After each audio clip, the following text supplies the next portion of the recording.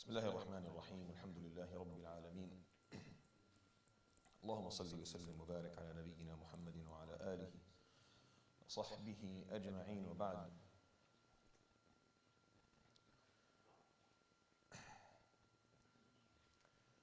الموت, death.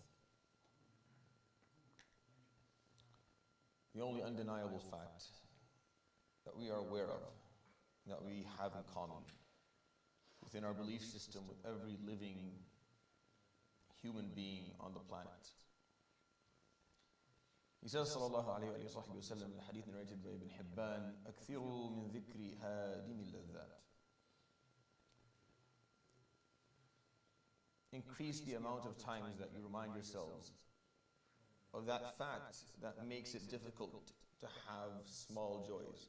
هادم اللذات. Al-ladha is when you find pleasure, something that takes away that ability to enjoy pleasure. Sayyidina Umar radiallahu anhu, whenever someone asked him, "Idhni ya Amir al-Mu'mineen, give me some advice," he would answer radiallahu anhu, "Kafa bil mawti wa'idha." You don't need anyone to give you reminders of Allah subhanahu wa ta'ala. Just remind yourself of the fact that you're going to pass. فإنه كل يوم يقال مات فلان ومات فلان وإن اليوم الذي يأتي فيه فيقال مات عمر لقريب.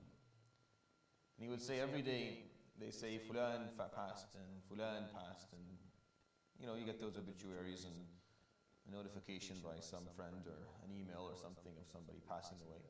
And the day when it'll be you on that is close enough, it's near enough.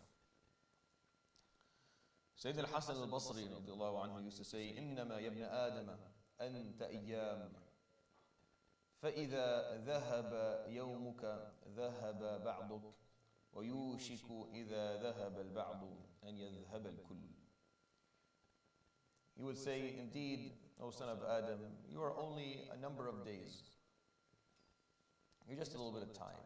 That's the only way. That's the perfect measurement tool to actually figure us out as creatures. You're just a few days. When one day is gone, a fraction of you is gone.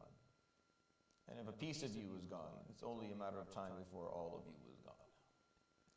Abu Darda radiallahu anhu, the known Sahabi, on the minbar in Dimashq once gave a khutbah and he said, إن من كان قبلكم كانوا يجمعون كثيرا ويبنون مشيدا ويأملون بعيدا فصار جمعهم بورا وبنيانهم قبورا وأملهم غرورا.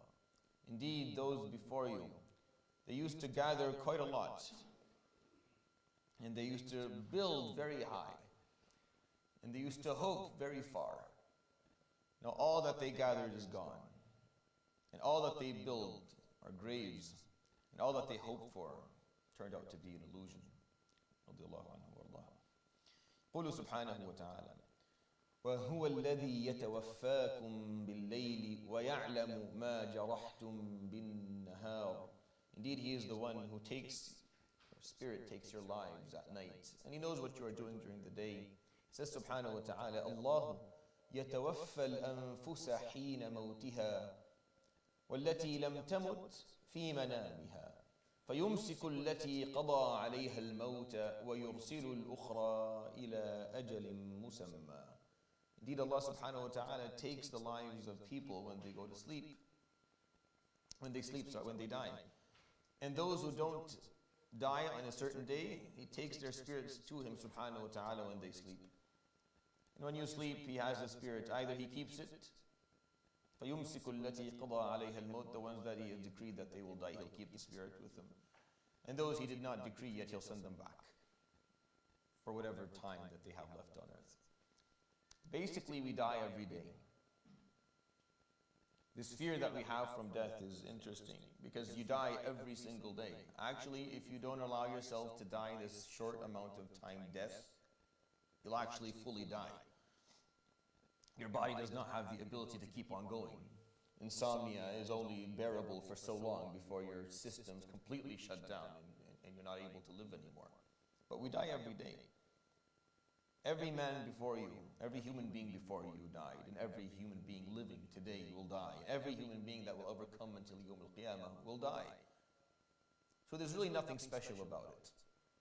There's nothing interesting. There's nothing about me that my death is going to be special and different than everyone else, and that my lifespan is going to be different than everyone living around me. It's really not. Everyone went through this. There's nothing different about it. He says subhanahu wa ta'ala, كل نفس ذائقة الموت وإنما توفون أجوركم يوم القيامة فمن زحزح عن النار وأدخل الجنة فقد فاز وما الحياة الدنيا إلا متاع الغرور. Indeed, every soul is going to taste death. And the end game of all of this, really the conclusion of all of it, is that you're going to be given in detail, in full, all of your rewards Yawm al-Qiyamah. So if you're lucky enough to have yourself moved away, just moved away from Jahannam, and have the opportunity to be entered Jannah, then you have won. Then Yawm al-Qiyamah, you're the biggest winner there is. And the life of dunya is just an illusion. It's just there to shine and distract you. كل نفس ذائقة الموت وَنَبْلُوكُمْ بِالشَّرِّ وَالْخَيْرِ فِتْنَةً وَإِلَيْنَا تُرْجَعُونَ. Indeed, every soul will taste death. And you're being tested with evil and good in this life, but you'll all come back to us.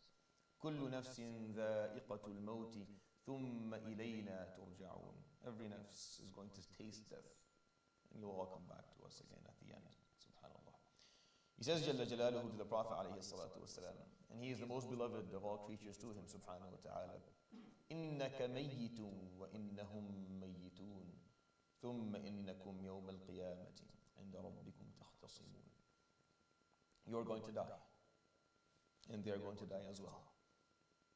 See, the Prophet alayhi salatu wasalam, in the midst of his struggle with Quraysh, 10 years of it, not making much progress, not many of the leaders actually believing in what he brought, alayhi salatu wasalam, not being offered the opportunity to spread his message. Allah subhanahu wa ta'ala told him, don't worry, you're going to die. It was as if it was a comforting, it's a comforting concept. It's there to comfort you. It's there to make you feel better. You're going to die, and so are they. They're not going to live forever. They're not going to somehow go under the radar and keep on going and never be held accountable for what they did. You're all going to die, and then you'll come to Allah subhanahu wa ta'ala, and you'll be able to plead your cases. And you can get what is yours. He says subhanahu wa ta'ala, أَيْنَمَا تَكُونُوا يُدْرِكْكُمُ الْمَوْتُ وَلَوْ كُنْتُمْ فِي بُرُوجٍ مُشَيَّدَةٍ.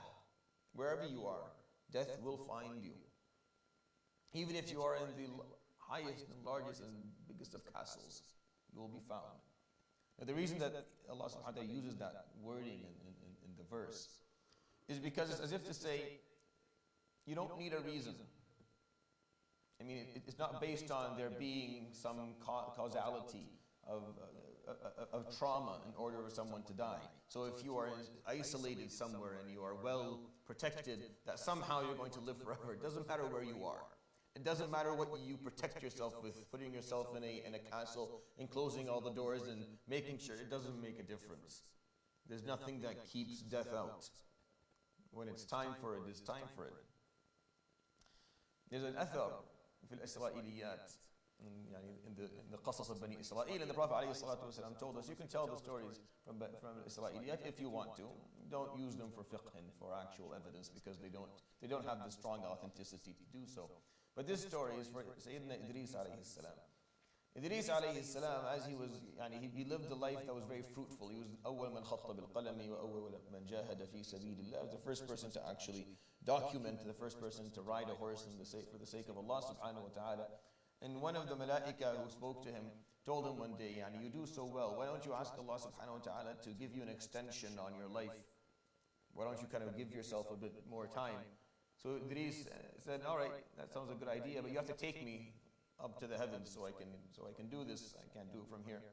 So he rides this angel, and he takes him up to the first and second and third sky, and they're looking for Malak al-Maut to speak to him, if maybe he can get an extension. And they run into Malak al-Maut. They're looking and they find him in the third sky, and they say, perfect Malak al-Maut, we wanted to ask you something. So the Malak al-Maut says, who's with you? So Malak al-Maut says, so the other angel says, معي نبي الله إدريس, I have the Prophet of Allah Idris. فقال سبحان الله أرسلني ربي أن اقبض روح عبدك إدريس في السماء الثالثة فقلت كيف أصنع هذا وهو في الأرض.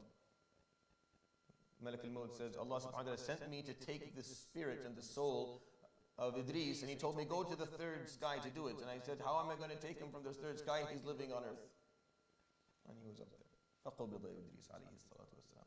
Hadith, this narration is in Israeliyat. يقول سبحانه وتعالى نحن قدرنا بينكم الموت وما نحن بمسبوقين. Indeed, we are the ones who decreed and measured, immeasurably judged that you will all die. And no one's going to be quicker than Allah subhanahu wa ta'ala in taking you when it's your time. This is the qadr of Allah. This is the destiny that we all are working towards. This is how He put it subhanahu wa ta'ala into motion. By the way, every attempt of human beings to imagine live a life of infinite life for us has been a failure. Even those who believe at some point we're going to be able to regenerate and live forever, right? When they write their novels and they talk about the paradigm of what that would look like, it's a complete failure. They cannot come up with a scenario where human beings can live forever happily. Every single science fiction book that's been written that talks about people that live forever ends with people realizing that they should die and then they die. Everyone that's been written so far. And I'm interested in this stuff because the human being hates facts. Human beings hate certain facts, they don't like them. So those who don't have a reason to accept what is real will try to think outside of those boxes. And they've tried.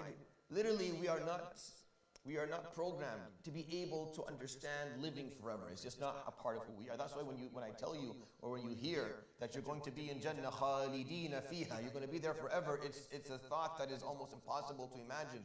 Okay, and then what? I'm in Jannah, and then what? You're going to live. Okay, after that, and then what? You live more. And then what? What's the end of this? There's no end. But you and I aren't programmed that way. To understand something that doesn't end, we just can't do it. So why is it that we're so surprised that this is going to end? If we literally cannot imagine it going forever anyway. So I'll end with this. Oh my gosh, I'm already very late. Okay, I'll leave this story for tomorrow. Subhanakallah wa bihamdik, ashhadu an la ilaha illa anta astaghfiruka wa atubu ilayk. Wa sallallahu wa sallam wa baraka ala nabiyyina Muhammadin wa ala alihi wa sahbihi ajma'in. Jazakumullahu khairan wa barakallahu fikum.